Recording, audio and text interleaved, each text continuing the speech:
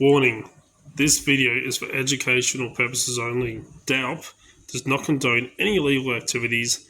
These videos are for education and training. Remember, keep it bloody legal.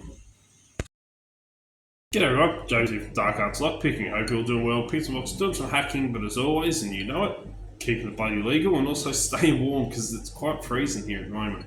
So I'm trying to warm my hands up on my coffee. But something a bit different for you today. Since we do both physical entry methods and cybersecurity, and we've been highly fixated quite a lot on physical entry stuff over the years, the next couple of weeks are going to be diving a bit more into cybersecurity side of things and hacking and stuff like that. Of course, being ethical and keeping it legal. That's why we always say keep it bloody legal.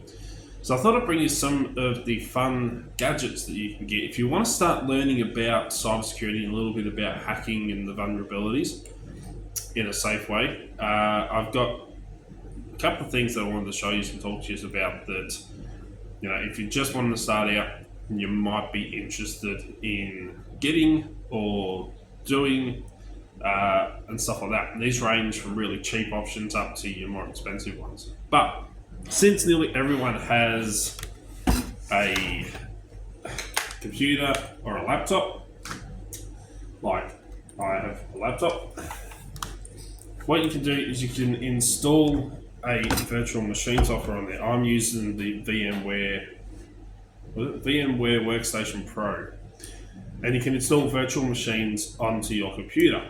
So you can install Kali Linux as a virtual machine, Dragon OS, Kali CSI. The one I installed on there last night was Windows 10, even though I'm running Windows 11. I put Windows 10 on there. And we'll be installing more VMs, but it's a good way that you can play with stuff in a virtual machine and have less of a risk of actually damaging your laptop.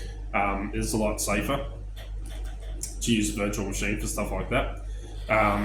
Because if you type in the wrong codes to Kali Linux, you can destroy the whole Kali and stuff like that. There are videos on there on how to do that with certain lines of code. So running in a virtual machine is a lot safer option for you, especially if you're just starting and you're not quite sure what you're doing. So everyone's got one of them VMs you can download for free and then just install different virtual machines on there for you. So that's what I do. I did have Kali as a subsystem on the laptop, but it took up like 30 gigs, and I'm like, yeah, no, I'm going to put it on as a virtual machine, so it doesn't take up as much space. Next, really cheap option for you, and it does involve having a laptop as well, or a computer. But the old ESP8266 or the ESP32 boards. These tiny little boards right here. These you can make a lot, and I mean a lot of really cool hacking tools with. The ESP8266 boards, you can flash these with different firmwares. What's going on with my voice? Different firmwares off of GitHub. So you can actually put on a Deauthor V3 or the Deauthor V2, and you can learn how to deauthenticate Wi-Fi networks. And again, only test your own systems. Never hack anything out in the public because it is illegal. Because if you don't have permission from the person that owns it to do it, you're breaking the law. But these little devices can be a lot of fun learning about basic hacking methods with. You can even create captive portals using these, like I've spoken about before. Captive portals are a phishing type attack where it puts out its own Wi-Fi signal. And it says free Wi-Fi, you connect to it, brings up a phishing page, you type in your email address and password to log in to be able to access the internet. And what they don't realize is just sent that information across to the hacker or you. So you can see their emails and passwords. But really cheap, you can pick these up for a couple of bucks off of AliExpress, or I think I paid like $10 per board, I think it was, something like that. $6-7 per board, depending on where I got them from, off of eBay. But ESP32s and the ESP8266 boards are a really great option and a really cheap option to start learning some basic programming stuff, because you've got to program the boards and some basic hacking. So I use them a lot. We use my voice again. Let me just take a sip of my coffee because I don't know what's going on.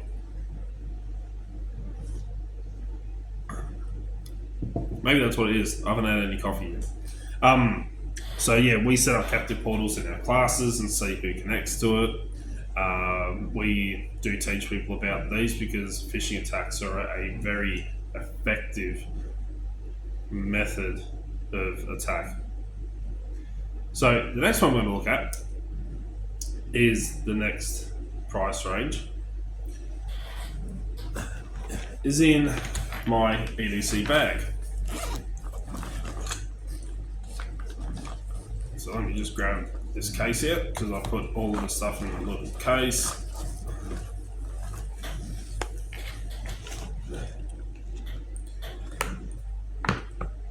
And of course, naturally in here, if I can get the case open, I do have a ESP8266 board set up with a phishing captive portal. So the next price range up, you can kind of make these for, I ordered this stuff in to make a different product, not to sell for myself, which I'll do a video on later because this is about hacking, and the one that I'm actually going to be building is more about finding your weaknesses so that you can repair them. So it's not actually hacking, it is more of protection. But I'll talk about that later. But you can make these for about $60 all up. I think all up cost me about $50 something last night, and that is a Punagotchi. So that's not including the case. That is the order in the. This has a Pi 0 W board in it. Just W into Wi-Fi, and a paper screen, which you can kind of see. That's been plugged in the power, so you can't really see it. But Punagotchi is a very useful tool because this uses AI to steal passwords. So what it does is when you power this little toy up, well, not a toy, it can be quite bad. So when you power this device up, it will then start sniffing around for Wi-Fi networks and trying to capture the four-way handshakes. And if it doesn't pick anything up, it will then send out a deauthentication packet to a device connected to the Wi-Fi. So let's say, for example, my phone connected to my Wi-Fi here. This will send out a deauthentication attack to my phone to disconnect my phone from the Wi-Fi, then stop the attack. And then what it will do is when my phone reconnects and does the four-way handshake, which contains the password, this captures that. Then you can use firmware, or not firmware, hardware such as Hashcat to crack the password to the Wi-Fi. So in the wrong hands, this can be kind of bad. And stuff like that. You can do quite a bit of stuff with this, but for about $50-60, that's including, like a 32 gigabyte SD card. These tools can be quite useful. As I said, I've just ordered in some parts. So similar to this, same kind of build. I've ordered the Raspberry Pi 0 W with the header pins soldered in. Saves me a bit of work, a little bit more for it, but saves me a bit of time. And a V4 ink paper screen, because I'm going to be creating another product, toy, that I can use to then find vulnerabilities in my system, in my network, and then repair those vulnerabilities. But quite a bit of fun. And you can actually get these to talk to each other if you have a couple of them and stuff like that. But they are really fun. They're just like a Tamagotchi, hence the name Punagotchi. If you're really cool back in the 90s, I was better. I had a Digimon than Tamagotchi, but you know, for finding vulnerabilities and learning about some cracking some passwords and stuff like that, really fun toy. It does take a little bit of skill to program these and set them all up and flash them with the firmware and installing the program and all that stuff. It does take quite a bit of more work than creating like a Delta V3 or captive portal. But there's heaps of videos on there on how to do that on YouTube. But they are really, really useful tools and a lot of fun. So let me put that back in there. Close up my case. I only keep them all in here because otherwise they just bang around in my bag. About the same price bracket, maybe a little bit more expensive in a way by the time you include shipping and where you order them from, is of course a product that I actually did a video on the other week, which is the card computer or card computer by M5, the M5 stack. This thing is fantastic. You can install a lot of different firmwares on here, as I said in the video, if you put the launcher up and then download them onto the SD card. But a little handheld device that you can actually learn quite a bit of hacking stuff from. You can create captive portals with this. You can deauthenticate Wi-Fi attacks. If you buy the expansion boards, you can learn about RF hacking, you can learn about infrared hacking, you can learn about a lot of different hacking stuff. And for the price range, you know, $60 odd. I've seen them go for more, but I'm AliExpressing them for about $60 Australian, which probably works out to like 30 bucks Aussie, 30 bucks American, I should say. So they are really cheap, and flashing the firmware onto these is so easy, it's not funny. As I said in the video on that, when you want to learn that stuff, you can go over to Talking Sasquatch. He does a video on it. But for learning Wi-Fi attacks, beacon spams, captive portals, deauthentications, and the fact that you can put different firmwares on you, like the Bruce firmware, you can install the Marauder and stuff like that. For the size, the price, and the power, and for someone who's just starting to learn and want, you know, to expand their knowledge on it, this thing is really freaking cool. Like, super bloody cool. So, highly recommend. That's why it stays in my pocket, because I use it. So, the next price range isn't so much about hacking. It's more of anyone that's interested in tech. I bought one because I've been looking at them for a while. I used to have another type, and it didn't work. It worked for about 2 seconds, and the whole thing died. So I ended up ordering another one, completely different one. But this device right here, this is a LIGO T-Deck. So you can actually flash these with the Bruce firmware. It's really funny. You can flash these with the Bruce firmware and use it kind of like hacking. But it's not quite as good as the card computer. It is, but it isn't. Like, you can actually plug in expansion boards to this and use it, but I prefer it for what I have it set up for. So this I actually flashed with the Meshtastic firmware. And once it actually loads, as you can kind of see there, the Meshtastic firmware. So this is a completely off the grid, fully encrypted, untraceable unless you got the GPS turned on like I do, communications device. So it's kind of like an off-grid, untrackable phone. You can send messages So you actually send text messages to other people that are using the Meshtastic firmware. So you can actually send a message out in a group chat kind of thing. Or if you find another user on there, could be one of your family members, you can actually send them a private message straight to them, direct message, and no one else can see it. It doesn't rely on cell phones, it doesn't rely like on cell service, it doesn't rely on Wi-Fi or anything like that. It uses radio frequencies. So here in Australia, we use 915 megahertz on these.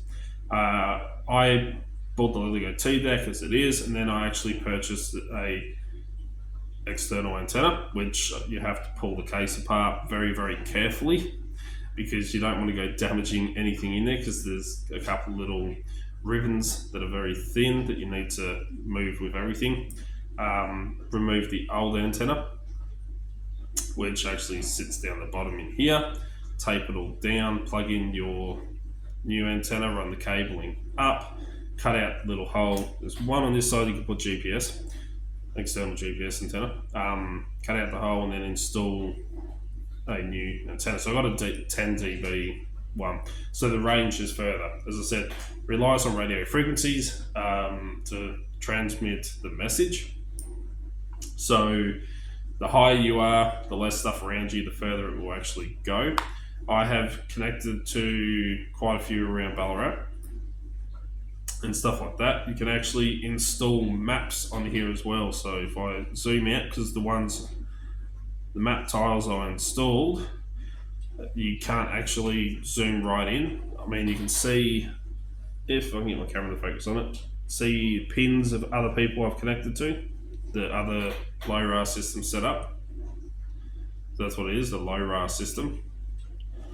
But as you can see, I do have get my phone to focus on it, maps installed, so you can kind of see Victoria and stuff like that. So it's a lot of fun to play with. As I said, this uses LoRa, long range. That's what it stands for, 915 megahertz. You can connect this to your Wi-Fi as well. It does have an ESP32 board in here, but this thing is a lot of fun. It does transmit out GPS, so you can actually set it to a setting on here where you can actually put your GPS pin permanently on a map, so that other people can see, and you can actually trace how far connections go, and stuff like that. It does have, as I said, so it does have GPS, uses Wi-Fi, and it does have an extendable antenna option that you can put in. But for tech nerds or people that want a fully off-grid encrypted communication system, so that if cell towers do go down or something like that, you can actually message people that you know are on here. This thing is a lot of fun.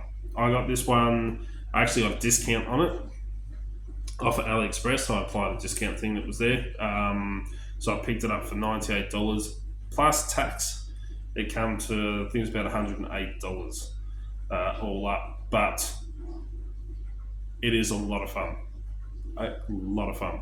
You do need your phone to begin with in order to be able to set it up. Once you flash the firmware onto here, using the Meshtastic firmware flasher, then you have to set a few things like your name and stuff like that using the Meshtastic app on your phone, or you can run it through the serial port on the computer to set everything. You can get cheaper versions, like just a basic LoRa V3 board, which you do need to be able to send messages and everything off your phone. You just connect to that and then that transmits it through the app. But this is fully no phone required once you get the initial setup.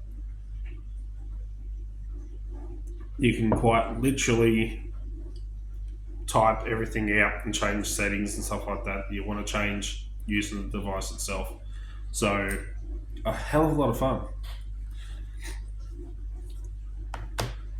Then last but not least, and of course what list wouldn't be complete without, talking about starting into hacking and stuff like that and learning about, cyber vulnerabilities. My list wouldn't be complete without a Flipper Zero. As you know, I love this thing. I do quite a lot with it. This is great for learning about RFID cloning, about NFC cloning, about radio frequency signals. It doesn't, do as much as like the Hack 1RF, but because it's sub gigahertz, it doesn't do a full width. But absolutely fun to play with and learn quite a lot of vulnerabilities.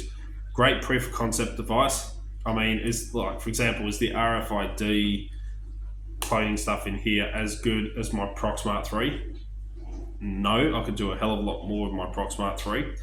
But just learning about it and getting into it, these are fantastic. I probably should include the Proxmart 3 in here actually, because it's got to do with that stuff. But you need a laptop to be able to carry it around and stuff like that, really, to go using it. But anyway, Flipper Zeros, don't need to go into a whole lot on them. Absolutely fantastic. You get expansion boards for them, like the Wi-Fi dev board, which is in here. So you get a Wi-Fi dev board. This is the official one. You flash this with the Marauder firmware, and then you can actually de-authenticate and do same stuff as a lot of the same stuff, not all of it. The de-author v3 has a few more options, but you can de-authenticate Wi-Fi networks and stuff like that, and capture the handshakes and everything. You can do quite a lot with the Wi-Fi dev boards. So the fact that you actually can expand your Flipper Zero to a lot more stuff, is fantastic. As I was saying in the video, like for example, the card computer, you can't do radio frequencies, you can't do RFID and stuff like that unless you have the plugins. And with the radio frequency, you need one to receive signals and plug in another antenna to transmit signals, whereas this does it all in one. So more Wi-Fi computer hacking stuff, more physical kind of things. But hands down, most expensive. I think I paid like $300 Australian for the Flipper Zero. But for what you can do with the size and just the learning capabilities of it, and the massive community that are into the Flipper Zeros, and the amount of stuff that people are working on, and the really cool plug-in boards you can get. I know Rabbit Labs does quite a few. You can get infrared, IR blasters. I have the microwave radar board that I make and sell. You can extend the radio frequency range by using a Randolph RF booster, which I've got in the case just here, that I make and sell. So you can really boost the transmitting and receiving range that this thing does. For the learning capabilities that this thing gives you, 100% worth it. There are some people that might start out and be like, get one of these, and I'm going to do so much stuff, and they play with it a lot for a week, and then they sit it down and forget about it, because they've done everything they want to kind of do. So it's not something that I would say go out and buy straight away. If you just want to dip your toes in and start learning some basic stuff, then cheaper options are available, like ESP32 boards and ESP8266 boards, and stuff like that. But once you get bitten by that hacking and cybersecurity bug, because cybersecurity and physical security go hand in hand, those two work together. You can't have one without the other. Love and marriage. Jeez, I haven't seen that show in years. But because they go hand in hand, starting to get into cyber stuff is a lot of fun, and it's a massive learning curve. And knowledge is power. So if you get these devices and you start learning how these things are done, you've got more knowledge on how to protect yourself and what to look out for, and stuff to put in place. So there we go. Let us know in your comments down below. What else would you add to a basic starting pack to start learning about hacking and cybersecurity? I will do a proper video on the LoRa or the T-Deck, LIGO T-Deck Plus, because it's got a built-in battery system at a later stage, and the new stuff that I've got coming in when I build the same build as the Punagotchi, but it's called Bjorn instead. It's more about protection than hacking. It is about finding weaknesses, then by going through your system and scanning it, and then telling you about these weaknesses so that you can fix it. So it's more about protection rather than hacking. So that's like why I'm not going to include it in this one. It'll be in another video. I've got a new 3-in-1, 4-in-1, 3-in-1 dev board coming for the Flipper Zero, which will be great to play with and do a video on. I've got a radio frequency transmitter for the card computer because I want to test and see if it is a possibility to use this in conjunction with the card computer to kind of create, in a way, a very minute kind of form, not as good as, but a minute kind of form as another device. So there's going to be a lot of tech stuff coming up. But anyway, stay safe. Check out all links in the description down below. If you like what you see, please give a thumbs up. As I say, get that comments going, share these videos around, and until next time, cheers guys.